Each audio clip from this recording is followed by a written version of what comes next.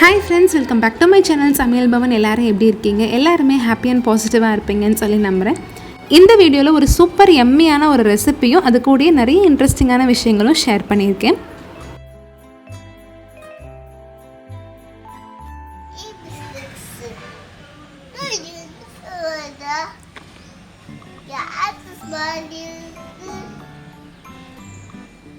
Summer vacation அம்மா வீட்டில் ரொம்பவே ஜாலியாக போயிட்டுருக்கு. அண்ட் ஊருக்கு வந்து ஹஸ்பண்டும் வந்திருக்காங்களா அப்படின்னு சொல்லி கேட்டிருந்தீங்க. நாங்கள் 3 பேருமே சேர்ந்து தான் வந்திருந்தோம். அண்ட் 1 வீக் வந்து எங்கள் கூட இருந்துட்டு அதுக்கப்புறம் சென்னைக்கு போயிடுவாங்க. அண்ட் அதுக்கப்புறம் ஸ்கூல் ஓப்பன் ஆகிற அந்த டைம் இருக்கும் இல்லையா, ஸோ அப்போ வந்து திரும்ப கூட்டிகிட்டு போவாங்க. சென்னையில் இருக்கும் போது 5:30க்கெலாம் முழிச்சு பழகினனால இங்கேயுமே வந்துட்டு ஒரு 5:30, 6க்குலாம் வந்து பார்த்திங்கன்னா முழிப்பு வந்துடுது. அம்மாவே எனக்கு முன்னாடியே முழிச்சு அவங்களோட வேலைகள்லாம் பார்த்துட்டு இருப்பாங்க. இன்னுமே அம்மாவுக்கு ஸ்கூலில் வேலை முடியலை, ரிசல்ட் பப்ளிஷ் பண்ணுறது அதுன்னு சொல்லிட்டு நிறைய வேலை போயிட்டுருக்கு.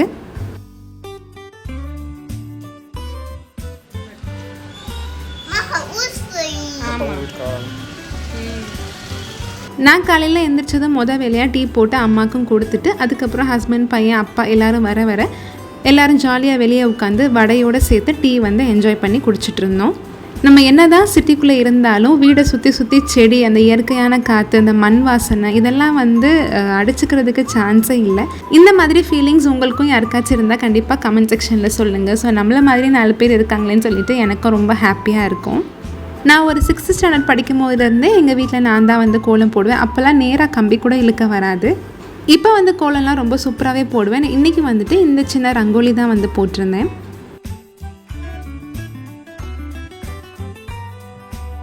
வந்ததுலேருந்தே ஏதாச்சும் வேலை பார்த்துட்டே இருக்கு. இன்றைக்கி காலையில் நீ ஒன்றும் சமைக்க வேண்டாம் அப்படின்னு சொல்லிட்டு அப்பா காலையிலே வடை வாங்கிட்டு வந்தப்போ கூடயே சாப்பாடும் சேர்த்து வாங்கிட்டு வந்துட்டாங்க மார்னிங் பிரேக்ஃபாஸ்ட்டுக்கு. அன்றைக்கி பிரேக்ஃபாஸ்ட் அப்புறம் அந்த வடையெல்லாம் வந்து பார்த்திங்கன்னா அம்மன் காஃபி பார்னு சொல்லி ஒரு கடையில் தான் வாங்கியிருந்தோம். அது வந்து ஆக்டர் சூரியோட கடையாமா. மதுரையில் இந்த கடையோட பிரான்ச்சஸ் வந்து நிறைய இருக்குதுன்னு சொல்கிறாங்க. டேஸ்ட் வந்து செம்ம சூப்பராக இருந்தது. அண்ட் ப்ரைஸுமே வந்து ரொம்ப ரொம்ப கம்மி தான். நல்ல வயிறு முட்டை பிரேக்ஃபாஸ்ட் சாப்பிட்டு முடிச்சுட்டு கடகடன்னு லஞ்ச் வேலையை வந்து பார்க்க ஆரம்பிச்சிட்டேன். இன்றைக்கி வந்து அப்பா மட்டன் வாங்கிட்டு வந்திருந்தாங்க. 1/2 கிலோ மட்டன் வந்து வாங்கிட்டு வந்திருந்தாங்க. ஸோ அதை வச்சு ஒரு சூப்பரான மட்டன் பெப்பர் மசாலா வந்து பண்ணிடலாம் அப்படின்னு சொல்லி எல்லாமே ரெடி பண்ணி வச்சுட்டு இருந்தேன். இது பண்ணுறதுக்கு ஃபஸ்ட்டு மட்டனை வந்து நல்லா உப்பு சேர்த்து வேக வச்சு எடுத்துக்கணும். இந்த மட்டன் பெப்பர் மசாலா வந்து பார்த்திங்கன்னா ரொம்பவும் ட்ரையாகவும் இருக்காது, அதே மாதிரி ரொம்பவும் தண்ணியாகவும் இருக்காது. நல்ல சாதத்தோடு சேர்த்து பரட்டி சாப்பிட்றதுக்கு காரசாரமாக செம்ம டேஸ்ட்டாக இருக்கும். இன்றைக்கி நான் வந்துட்டு 1/2 கிலோ அளவுக்கு மட்டனில் தான் உங்களுக்கு செஞ்சு காட்டியிருக்கேன். கண்டிப்பாக ட்ரை பண்ணி பாருங்கள். இதுக்கு வந்து நம்ம அரைச்சி எடுத்துக்க வேண்டியதுன்னு வந்து பார்த்திங்கன்னா இஞ்சி பூண்டு பேஸ்ட் மட்டும்தான். புதுசாக ஒரு மிக்ஸி வாங்கியிருந்தேன்னு சொன்னேன் இல்லையா, ஸோ அதில் தான் வந்து இஞ்சி பூண்டு பேஸ்ட் வந்து அரைச்சிருந்தேன். 10லேருந்து ஒரு 20 செகண்டுக்குள்ளேயே வந்து பார்த்திங்கன்னா எல்லாத்தையுமே நல்லா ஃபைன் பேஸ்ட்டாக அரைச்சிருது. எந்த அளவுக்கு இஞ்சி எடுத்துக்கிறோமோ அதே அளவுக்கு பூண்டையும் எடுத்து சரிசமமாக போட்டு அரைச்சி எடுத்துக்கணும். அதுக்கப்புறம் ஒரு 3 பெரிய வெங்காயம், 3 பெரிய தக்காளி எல்லாத்தையுமே நீல வாக்கில் கட் பண்ணி வச்சுருக்கேன். கொஞ்சமாக ஒரு கையளவு கொத்தமல்லியும் புதினாவும் எடுத்து நல்லா க்ளீன் பண்ணி வச்சுருக்கேன். இவ்வளோ தான் இந்த ரெசிபிக்கு தேவையான இன்க்ரீடியன்ஸ். இப்போ வந்து ஒரு கடாயை வச்சுட்டு அதில் வந்து நம்ம கட் பண்ணி வச்சுருந்த வெங்காயத்தை ஆட் பண்ணிக்கலாம். சேர்த்துட்டு அது கூடயே ஒரு 4 டேபிள் ஸ்பூன் அளவுக்கு கடலை எண்ணெய் இல்லைன்னா ரிஃபைண்ட் ஆயில் ஏதாச்சும் சேர்த்துக்கலாம். இந்த வெங்காயம் நல்லா ஜூஸியாக ஆகிற அளவுக்கு வதக்கி விட்டுக்கலாம். ரொம்ப மொறுன்னு ஒரு மாதிரி ப்ரௌன் கலர்லலாம் ஆக வேண்டாம். இந்த ஸ்டேஜில் நம்ம அரைச்சி வச்சுருந்த இஞ்சி பூண்டு பேஸ்ட் இருக்குது இல்லையா, அது நல்ல ஒரு பெரிய டேபிள் ஸ்பூன் 2 டேபிள் ஸ்பூன் அளவுக்கு ஆட் பண்ணிக்கோங்க. இந்த மாதிரி நான்வெஜ் ரெசிபீஸாக இருக்கட்டும் இல்லைன்னா பிரியாணியாக இருக்கட்டும், நம்ம இஞ்சி பூண்டு பேஸ்ட்டில் தான் வந்து பார்த்திங்கன்னா அந்த ரெசிபியோட டேஸ்ட்டே வந்து அடங்கியிருக்கு. மோஸ்ட்லி நான்வெஜ் ரெசிபிக்கு நிறைய இஞ்சி பூண்டு பேஸ்ட் சேர்க்குறப்போ டேஸ்ட் வந்து ரொம்பவே அல்டிமேட்டாக இருக்கும். இஞ்சி பூண்டு பேஸ்ட் ஆட் பண்ணதுக்கப்புறமா நல்லா லோ ஃப்ளேம்லேயே வச்சு வதக்கி விட்டுக்கோங்க, இல்லைன்னா வந்து அடியில் ஒட்ட ஆரம்பிச்சிரும். லைட்டாக இஞ்சி பூண்டோட பச்சை வாசனை போனதுக்கப்புறமா நம்ம கட் பண்ணி வச்சுருந்த கொத்தமல்லி, புதினா, அப்புறம் ஒரே ஒரு பச்சை மிளகா, கூடயே நம்ம கட் பண்ணி வச்சுருந்த 3 தக்காளியை ஆட் பண்ணிக்கலாம். தக்காளி வந்து வதங்குறதுக்காக கொஞ்சமாக உப்பும் மஞ்சள் தூளும் வந்து ஆட் பண்ணிக்கலாம். நம்ம ஆல்ரெடி வந்து மட்டனை வேக வைக்கும் போது கொஞ்சமாக உப்பு சேர்த்து தான் வேக வச்சுருப்போம். அதனால் இதில் சேர்க்கும் போது உப்பு வந்து ரொம்பவே கம்மியாக பார்த்து சேர்த்துக்கணும். கொஞ்சம் நேரம் மூடி வச்சு வேக வச்சோம் அப்படின்னா தக்காளி நல்லா மேஷ் ஆயிரும். அதுக்கப்புறம் ஓப்பன் பண்ணிவிட்டு 1 டேபிள் ஸ்பூன் அளவுக்கு மிளகாய் தூள் மட்டும்தான் ஆட் பண்ணியிருக்கேன். இவ்வளோ தான் வந்து மசாலா நம்ம ஆட் பண்ண போகிறது. மிளகாய் தூளோட பச்சை வாசனை போனதுக்கப்புறமா நம்ம வேக வச்சுருந்தா மட்டனும் அதோடய இருந்த தண்ணியும் சேர்த்து ஆட் பண்ணிக்கணும். இன்றைக்கி கறி வந்து ரொம்பவே இளம் மட்டனாக இருந்தது. அதனால ஒரு 3 விசில் மட்டும்தான் குக்கரில் வேக வச்சு எடுத்திருந்தேன். இதுக்கப்புறம் கொஞ்சம் நேரம் மூடி போட்டு லைட்டாக ஒரு மீடியம் ஃப்ளேமில் வச்சு கொதிக்க விட்டோம் அப்படின்னா தண்ணியில் நல்லா வற்றி ஒரு செமி கிரேவி கன்சிஸ்டன்சிக்கு வந்து வரும். இந்த சூப்லாம் வற்றி நல்லா செமி கிரேவி கன்சிஸ்டன்சிக்கு வந்ததுக்கப்புறமா லாஸ்ட்டாக தான் வந்து பார்த்திங்கன்னா சீரகத்தூளும் மிளகுத்தூளும் வந்து ஆட் பண்ணிக்க போகிறோம். அண்ட் சீரகத்தூளும் காலி ஆயிடுச்சுங்கிறனால அது மட்டும் அரைச்சி எடுத்துக்கிட்டேன். 1/2 டேபிள் ஸ்பூன் அளவுக்கு சீரகத்தூளும் 1 டேபிள் ஸ்பூன் அளவுக்கு மிளகுத்தூளும் ஆட் பண்ணிவிட்டு லாஸ்ட்டாக நல்லா மிக்ஸ் பண்ணி விட்டுடலாம். இதை ஆட் பண்ணதுலேருந்து ஒரு 2 நிமிஷம் மட்டும் ஒரு மீடியம் ஃப்ளேம்லேயே வச்சு லைட்டாக கொதிக்க விடுங்க.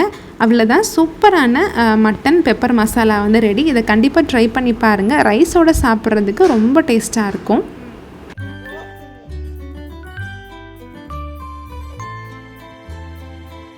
இன்றைக்கி ரொம்பவே சிம்பிளான ஒரு லஞ்ச் மெனு தான். இந்த மட்டன் பெப்பர் மசாலா கூட ஒயிட் ரைஸும் வந்து வச்சுட்டு கூட சிக்கன் 65க்கும் விரைவி வச்சுட்டு தான் வந்தேன். சரி கொஞ்சம் நேரம் வெளியே வரலாம், இளநீ உடச்சி குடிக்கலாம் அப்படின்னு சொல்லி வந்தப்போ லைட்டாக மழையும் பெஞ்சிருந்தது. ஸோ அதில் தான் வந்து பையன் விளாண்டுட்டு இருந்தான். இது வந்து எங்கள் வீட்டு தென்னை மரத்தில் வந்து காய்ச்ச இளநீ தான். நம்ம வீட்டு இளநீயில் இருக்க டேஸ்ட் வந்து பார்த்திங்கன்னா ஒரு தனி டேஸ்ட்னே சொல்லலாம். கடையில் வாங்குகிற இளநியை வந்து அடிச்சுக்கவே முடியாது, அவ்வளோ இனிப்பாக இருக்கும். தேங்காயும் சரி தண்ணியும் சரி. நாங்கள் ஊருக்கு வர்றப்போ மட்டும்தான் இளநீலாம் வந்து பறித்து போடுவாங்க. இல்லைன்னா மித்த நாட்கள்லாம் வந்து பார்த்திங்கன்னா எல்லா காயுமே வந்து தேங்காயாக மாறி கடைக்கு வந்து அனுப்பிச்சி விட்டுருவாங்க. அதனால ஊருக்கு வர்றப்போ மிஸ் பண்ணாமல் எல்லா இளநியுமே பறித்து போட்டு அம்மா அப்பா எல்லாருக்குமே வந்து இளநீ நான் தான் வந்து வெட்டி கொடுப்பேன். அண்ட் நிறைய பேர் வந்து உங்கள் கூட பிறந்தவங்கலாம் யார், சிப்ளிங்ஸ்லாம் இருந்தால் அவங்கெல்லாம் எங்கே இருக்காங்க, அவங்க நேம் என்ன அப்படின்னு சொல்லி கேட்டிருந்தீங்க. எனக்கு வந்து கூட பிறந்தவங்க யாருமே கிடையாது. நான் ஒரே ஒரு பொண்ணு தான் என் அம்மா அப்பாவுக்கு. இளநீ குடிச்சு முடிச்சுட்டு சிக்கன் 65யும் ஃப்ரை பண்ணி வச்சிடலாம் அப்படின்னு சொல்லி வந்துட்டு இருந்தப்போ தான் வந்து பார்த்திங்கன்னா அடுத்த ரவுண்டு வந்து மழை ஸ்டார்ட் ஆகி செம்ம கூலிங் ஆகிடுச்சு ஊரே.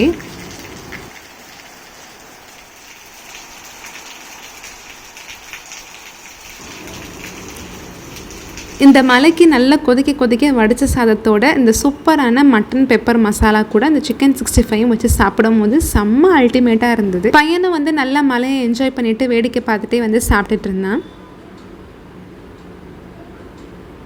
சாப்பிட்டு முடிச்சதுக்கப்புறமா ஏதாச்சும் ஸ்வீட் சாப்பிட்டா நல்லா இருக்குமேன்னு சொல்லி தோணுனால வீட்டில் வந்துட்டு ஒரு ஏஜிஜி அல்வா பாக்கெட் வந்து கடந்துகிட்டே இருந்தது. சரி அதை சாப்பிட்றலாம் அப்படின்னு சொல்லிட்டு எடுத்து குட்டி குட்டியாக பீஸ் போட்டு வச்சுருந்தேன்.